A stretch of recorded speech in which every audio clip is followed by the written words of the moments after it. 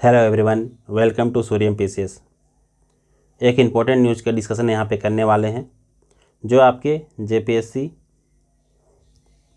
FRO और ACF के current section के लिए तो इम्पॉर्टेंट है ही, साथ ही साथ ध्यान रखिएगा जेपीएससी की 14th सिविल सर्विसेज एग्जामिनेशन जो होने वाली है, ठीक है, उसके लिए भी इम्पॉर्टेंट होंगे। तो आइए वीडियो को शुरू करते हैं और इस प्रॉपर टॉपिक से एक क्वेश्चन बनने की संभावना पूरी है इन दोनों एग्ज़ाम के पीटी में। तो चलिए डिस्कस कर लेते हैं।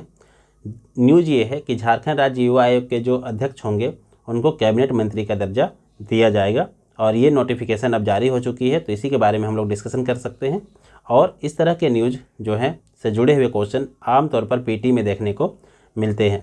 तो ध्यान रखिएगा कि झारखंड राज्य युवा आयोग के अध्यक्ष को अब कैबिनेट मंत्री का दर्जा दिया जाएगा, साथ ही उनको कैबिनेट मंत्री की तरह सारी सुविधाएं भी दी जाएगी। ऑब्वियस सी बात है कि जब किसी को कैबिनेट मंत्री का दर्जा दिया जा रहा है तो फिर उनको जो है वो सारी सुविधाएं भी दी जाएंगी जो एक मंत्री के रूप में दी जाती है, एक कैबिनेट मंत्री के रूप में दी जाती है। यहाँ पे ध्यान रखने वाली बात ये है कि इस जो आयोग है, आयोग का जो चलेगा कैसे, मतलब उसके नियमों की ड्राफ्टिंग, मतलब कि ड्राफ्टिंग ऑफ रूल्स जो है वो की गई है कोई किसके द्वारा, तो पर्यटन, कला संस्कृति, खेलकूद एवं युवा कार्य विभाग के द्वारा। ये चीज़ ध्यान रखिएगा। तो कौन सा विभाग इसे मतलब कि रेगुलेट करेगा, तो ध्यान रखिएगा पर्यटन, कला संस्कृति, खेलकूद एवं युवा कार्य विभाग, ठीक है।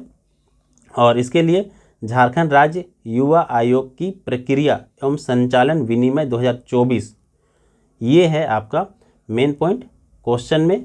इससे जुड़े हुए पॉइंट आपको देखने के लिए मिलेंगे। झारखंड राज्य युवा आयोग के प्रक्रिया एवं संचालन विनिमय 2024 इसी को अब नोटिफाई कर दिया गया है और इसी के तहत जो है अब इसके अध्यक्ष को कैबिनेट मंत्री का दर्जा दिया जाएगा। साथ ही साथ ध्यान रखिएगा जो विभागीय सचिव हैं ये आपको याद ध्यान नहीं रखना है, ये आप लोगों से नहीं पूछा जाएगा।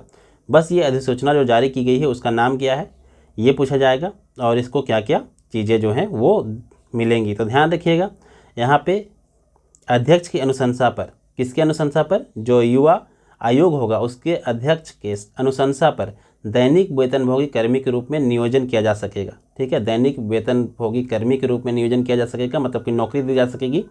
आयोग के सदस्य सचिव के पास, जो विभागीय सचिव होंगे उनके पास 1 लाख और अध्यक्ष के पास, मतलब कि इस आयोग के अध्यक्ष के पास 5 लाख तक का बिल जो है वो पास करा सकते हैं।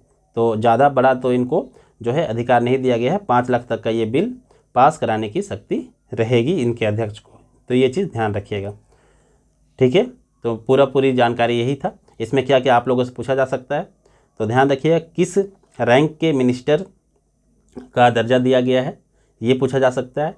साथ ही साथ कितनी शक्ति रहेगी, कितने पैसे पास कराने तक की शक्ति रहेगी और कौन सा मंत्रालय जो है इसको रेगुलेट करता है, कौन सा जो विभाग है इसको रेगुलेट करता है। ये 3 जो महत्वपूर्ण पॉइंट है आप लोगों से पूछा जा सकता है, ठीक है। और इसी के बेस पे एक एमसीक्यू है कि झारखंड राज्य युवा आयोग के अध्यक्ष को कितने रुपए तक का बिल पास कराने का अधिकार रहेगा। तो ध्यान रखिएगा इनको टोटल 5 लाख रुपए तक का बिल जो है पास कराने का अधिकार रहेगा। तो ये चीज़ आप लोगों को ध्यान रखना है। फिलहाल इस सेशन में इतना ही। इस तरह के छोटे छोटे जो इंपॉर्टेंट पॉइंट्स है इसको लेकर मैं वीडियोज़ लगातार लेकर आऊँगा और बहुत जल्द हम लोग जो है ऑप्शनल एफआरओ एसीएफ के लिए ऑप्शनल का सब्जेक्ट रहेगा मेरा एनवायरमेंटल साइंस, ठीक है ना। तो ये जो है पूरी लेक्चर्स आप लोगों को मिलने वाली है, तो चैनल को सब्सक्राइब कर लेंगे। साथ ही साथ आगे आने वाले समय में बहुत ही इन्फॉर्मेटिव वीडियोस आप लोगों के लिए लेकर आता रहूँगा। चैनल से जुड़ जा, साथ ही साथ टेलीग्राम चैनल हमारा ज्वाइन कर ले। धन्यवाद।